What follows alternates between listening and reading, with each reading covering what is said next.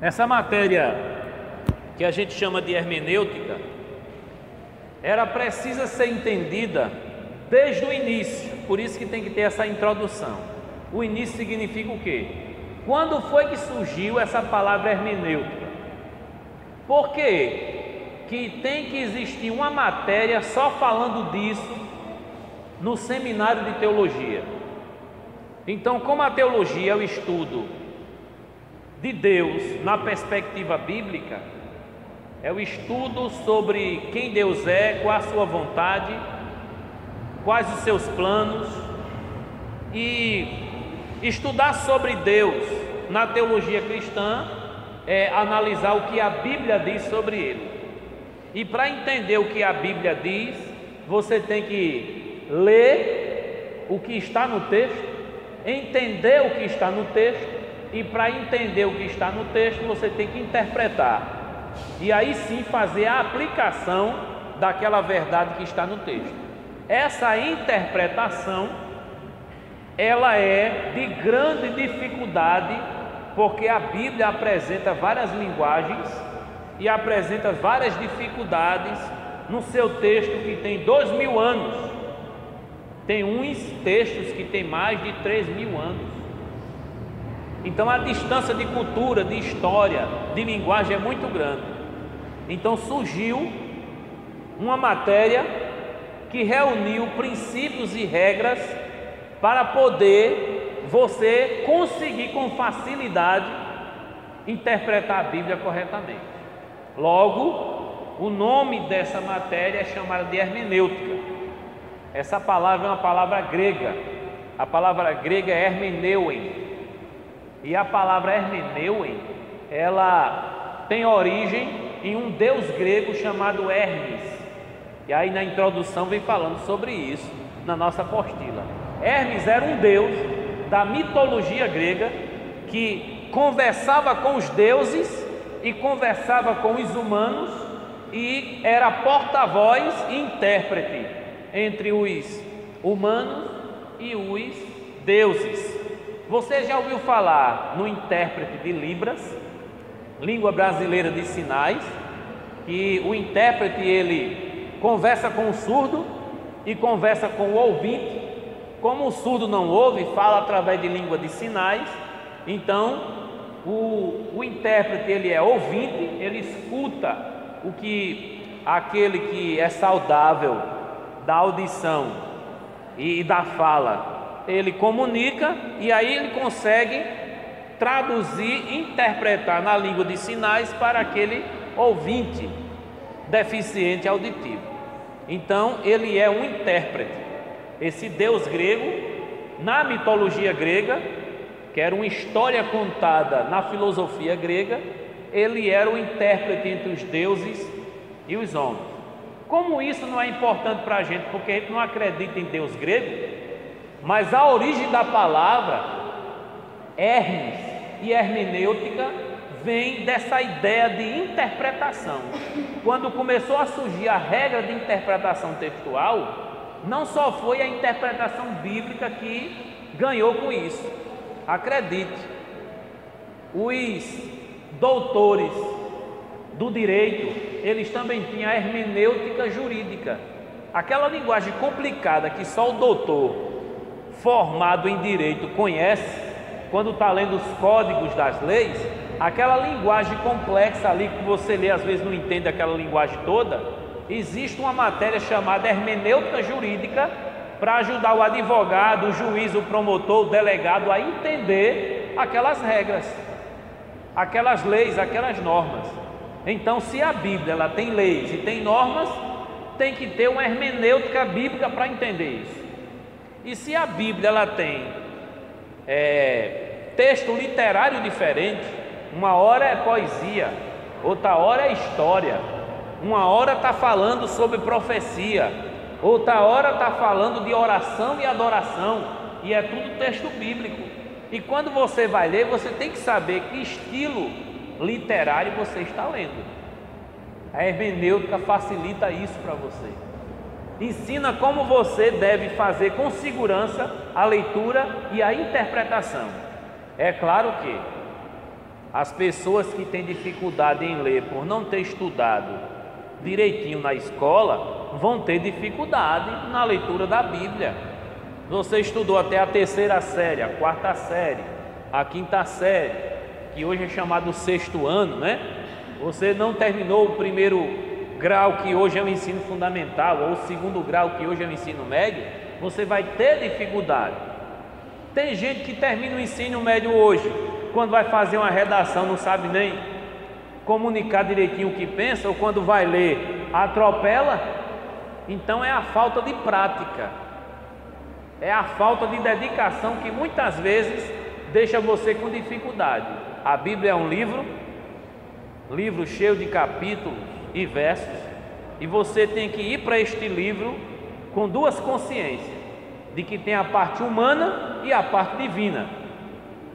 A parte divina vai exigir de você espiritualidade e comunhão com Deus, e a parte humana vai exigir de você intelecto e inteligência. Quem está entendendo, diga amém. Então você não vai subir no monte com a Bíblia na mão e descer já sabendo tudo que está ali. Não tem nada a ver com o monte estudar a Bíblia. Você não vai passar a madrugada todinha orando, pedindo para Jesus colocar a Bíblia dentro da sua cabeça. Não é assim que funciona. Como qualquer outro livro, tem que ser lido e estudado do jeito que o texto está dizendo, porque quem escreveu com um propósito. Não aprendemos isso? Antigo Testamento, Novo Testamento, cada livro tem um tema, uma mensagem, um propósito e tem uma razão para escrever aquilo. Não foi assim. Deus falou, escreve, a pessoa chegou lá e estou escrevendo. Não foi assim.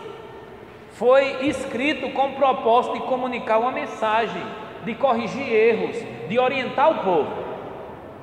Então, quando você estuda a hermenêutica, você aprende que existe uma forma correta de compreender o texto, do mesmo jeito que o autor estava pensando na hora que escreveu. Essa é a maior missão: entender o texto, buscar a ideia principal que o autor estava pensando na hora que estava escrevendo. Você não vai forçar o texto a dizer aquilo que você pensa. Você vai pensar e passar a pensar do jeito que o texto está dizendo. Não é o contrário. Você não vai colocar a ideia, você vai extrair a ideia. Você não vai manobrar o texto, é o texto que tem que manobrar você. E essa introdução também fala que a hermenêutica, além de ciência, ela é uma arte. E por ser uma arte, você tem que ter essa flexibilidade, essa desenvoltura. Você já ouviu falar que a prática conduz à perfeição? Já ouviu falar nisso? Então, quanto mais você praticar, mais você vai aprender. Quanto menos você praticar, menos vai aprender. Tem gente que tira a carteira de habilitação para carro, moto, mas não pega a moto para pilotar, nem o carro para dirigir, fica com medo e não sai do canto. Mesma coisa a bicicleta, não é verdade? Aí tem gente que terminou os estudos, mas não pega um livro para ler. Aí quando for ler em público, uma hora que alguém convidar, vai gaguejar ou não vai? Porque está destreinado. Por isso que a hermenêutica ela é uma ciência, porque é um conhecimento adquirido. E ela também é uma arte, porque você tem que desenvolvê-la. A dança é uma arte? É. Tocar é uma arte? É. A comunicação, a oratória é uma arte? É. Então você tem que aperfeiçoar, você tem que treinar. Quem está entendendo, diga amém. Então só ler a apostila não resolve, mas tem os exercícios, as dicas, e toda vez que você estiver lendo e estudando, colocando em prática, vai dar certinho na tua vida. Então se prepare, aperte o cinto, porque nós vamos agora decolar desse avião e a viagem vai durar um mês. Vai ser só um mês de hermenêutica e o mês que vem vai ser de homilética, para trabalhar a arte da pregação.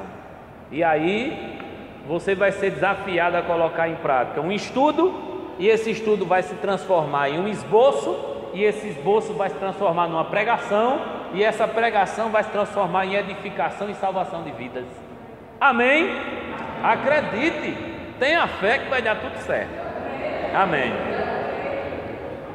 A hermenêutica, ela é dividida em duas partes. Ela é dividida em hermenêutica geral e hermenêutica especial. Nós vamos estudar nessa primeira matéria a hermenêutica básica, a hermenêutica geral.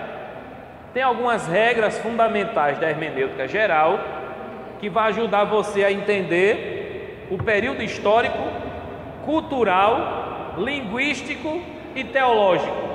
Então, quando você tem esse domínio da cultura, da história, da língua e da teologia do livro, aí você consegue fazer uma compreensão clara do que o texto quer dizer. Gil, eu não li toda a Bíblia. Eu não conheço de Gênesis até Malaquias. Mas você que estudou a matéria de Antigo Testamento e tem apostila, você tem um resumo de cada livro lá naquela apostila e qual é a mensagem principal daquilo. Isso é muito importante na hora que você vai interpretar um texto. Você não pode fazer uma conclusão fora do propósito do autor do livro. Não pode. A pessoa está escrevendo um livro, uma carta, e o propósito é falar sobre casamento naquela carta. Aí você vai tentar ensinar sobre oração, dízimo e oferta. O que é que tem a ver oração, dízimo e oferta com a união do homem, a mulher e a convivência? Então você tem que saber o propósito da carta, a mensagem da carta, para não estar fazendo uma interpretação errada, um texto fora do seu contexto.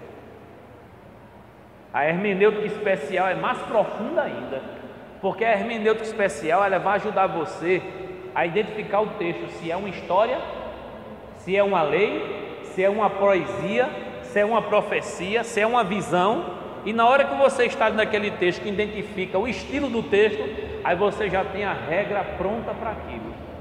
É uma parábola, então você já tem uma regra para essa parábola. Ah, é uma profecia, você já tem uma regra para interpretar a profecia. A regra da parábola é diferente da regra da profecia. Quando você está lendo uma história na Bíblia, é diferente de você estar lendo uma poesia na Bíblia. A forma é diferente. Ler Jó e ler Provérbios é diferente. Ler Salmos e ler Gênesis é diferente. Então, se você está lendo Atos dos Apóstolos e está lendo Apocalipse, é diferente o estilo literário. E se você não identificar que são estilos literários diferentes, você vai ler como se fosse Jesus dizendo, eu sou a porta. Então Jesus ou é de vidro ou é de madeira. Ele disse, eu sou a porta, ou ele deve ser de metal? Que material é Jesus? Se ele disse, eu sou a porta, então deve ser uma porta de madeira. Então Jesus é feito de madeira? Jesus é feito de vidro? Ou ele está usando uma linguagem simbólica? Se ele está usando uma linguagem simbólica, essa porta simboliza o quê? Uma entrada. Então quando ele está dizendo que é a porta, ele é uma porta para se entrar onde? Então, se ele estava na hora, no contexto, falando do céu, e ele disse, eu sou a porta, então eu vou fazer uma conclusão de que Jesus está dizendo que para entrar no céu, primeiro tem que vir por ele. Dá para entender o que eu estou dizendo aqui? Então, quando ele diz que é a porta, quando ele diz que é o caminho, ele não está dizendo que é um caminho de barro, nem um caminho de paralelepípedo. Ele está só dizendo que siga-me para poder você chegar onde você quer chegar, porque eu sou o caminho que você precisa para andar. Essa necessidade de identificar o que é um termo literal e o que é um termo figurado. Quando Deus diz para o povo, casa de Israel, ele está falando de onde Israel morava? Quando ele diz assim, olha, eu tenho uma contenda, eu tenho uma ira, uma revolta contra a casa de Israel, porque só prevalece o mentir, o perjurar, homicídio, injustiça, não há verdade nesse povo. Eu estou revoltado com a casa de Israel. Casa de Israel é onde ele mora, ou casa de Israel aí é o povo de Israel? Então a palavra casa aí não é mais um prédio, porque casa, prédio é literal, literalmente um prédio, mas quando eu digo casa no sentido de povo, eu estou usando casa no sentido figurado. Quando Paulo estava na prisão, usou a palavra casa também. Ele disse para o carcereiro: crê no Senhor Jesus e será salvo tu e tua casa. Jesus, ele salva a casa ou salva a família? A família. Então casa aí simboliza o quê? A família. Então eu preciso entender que existem determinadas palavras que literalmente significa casa, literalmente significa mar, cadeira, mesa, mas às vezes as palavras também têm significado simbólico.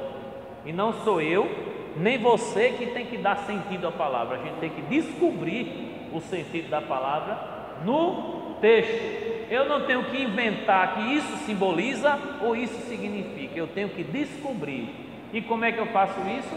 A hermenêutica me ajuda. Eu estou conseguindo passar direitinho a importância da matéria aqui, estou conseguindo passar direitinho. É possível entender bem direito o texto. É possível. Você está lembrado de um irmão chamado Filipe, no livro de Atos, capítulo 8, que ele foi transportado pelo Espírito Santo até uma carruagem. Ele era diácono, esse Filipe. E Deus manda ele seguir a carruagem, e lá tinha um negrão abençoado da Etiópia. Por que eu digo negrão abençoado? O texto não diz, mas Etiópia, o pessoal lá, a raça, né? A cor é negra. Aquele negro gaúdo, bonito, que brilha, não é? E esse irmãozinho, ele estava lendo a Bíblia na carruagem. E ele era uma pessoa de confiança da rainha do país dele, da Etiópia. O nome da rainha era Candace. E esse homem, a função dele era eunuco, ele era um guardião da rainha. Eunuco eram os homens castrados da época para guardar e proteger as rainhas e as princesas do rei. É para poder não cometer nenhuma traição de invadir os aposentos da rainha e das princesas.